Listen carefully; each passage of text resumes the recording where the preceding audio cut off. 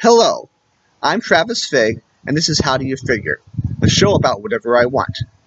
President Lyndon Johnson signed the Voting Rights Act of 1965 into law in August of that year.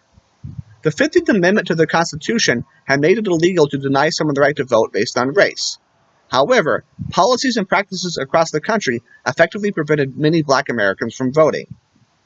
The 1965 Voting Rights Act helped deal with this.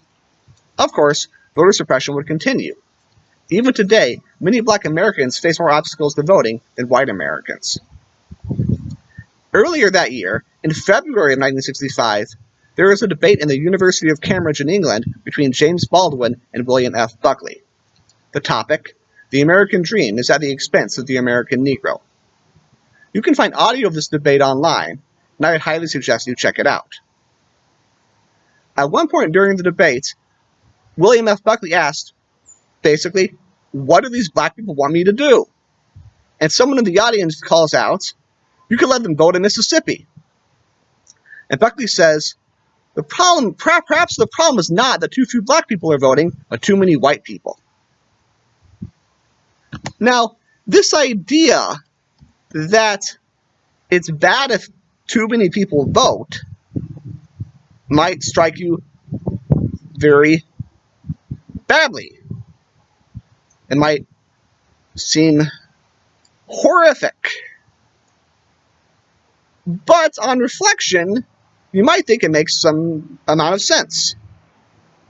After all, basically everyone agrees that the world is full of idiots. In the Republic, the Greek philosopher Plato ranks a series of governments as best to worst. And he ranks democracy as the second worst form of government after tyranny. The big problem for democracy, according to Plato, is that most people are at best less than fully rational, and they care more about satisfying their base desires than justice or the social good.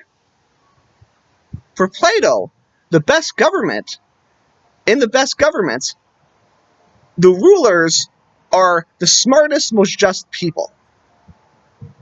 The idea is that because they are the most just people and the smartest, they will create the best laws and policies, and everyone in society will benefit. And in the abstract, that seems to make a lot of sense. You might think there are some problems, though. One, there's lack of consent of the governed. They don't vote for these leaders. They just have to do what they say. But this line of attack is maybe not so strong as you might initially think. After all, basically no state at all times receives total consent to all its laws from all its citizens. So if consent is a requirement for legitimacy, we've got a problem. But that's a big topic I can't enter into here. Now, another problem is that knowledge of justice in the abstract doesn't necessarily imply knowledge of the challenges people are facing on the ground.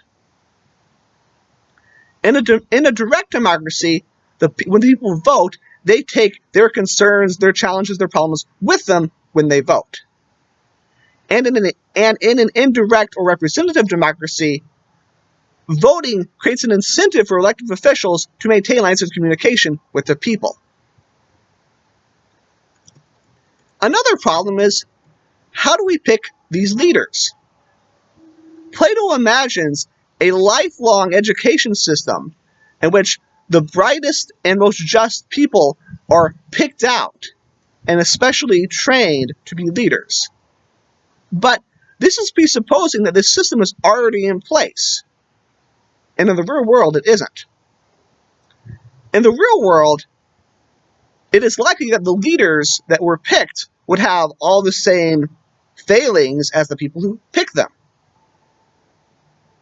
One of the benefits of democracy is it gives even marginalized groups a voice they might not otherwise have. Finally, Consider that Plato is comparing an ideal system with ideally intelligent people who are ideally just with a democratic system that features people in the real world, or as Plato imagines people in the real world. That's not really a fair comparison.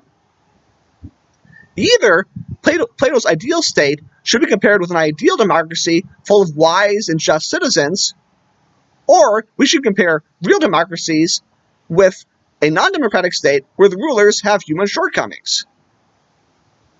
Now, I notice in debates a lot, people will defend their own political position by imagining the ideal and criticize their opponents by looking at examples in the real world.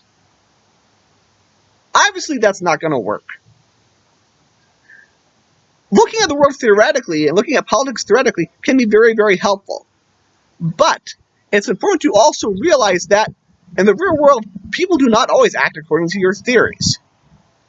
We need to look at actual data and evidence. And in the real world, democracy often gets things right. Having said that, we should admit that these problems for democracy are real, and we should try to address them. Some ways of doing this are to have protections for the rights of marginalized people, to encourage communication between the citizens and the representatives, to provide representatives with access to experts and incentivize them to listen to them. Finally, we might want to help meet people's material needs. If people's basic desires are met, they might be able to focus on things like justice. Finally, civic education is incredibly important. The more people understand their role in society and how their society works, the better they can participate.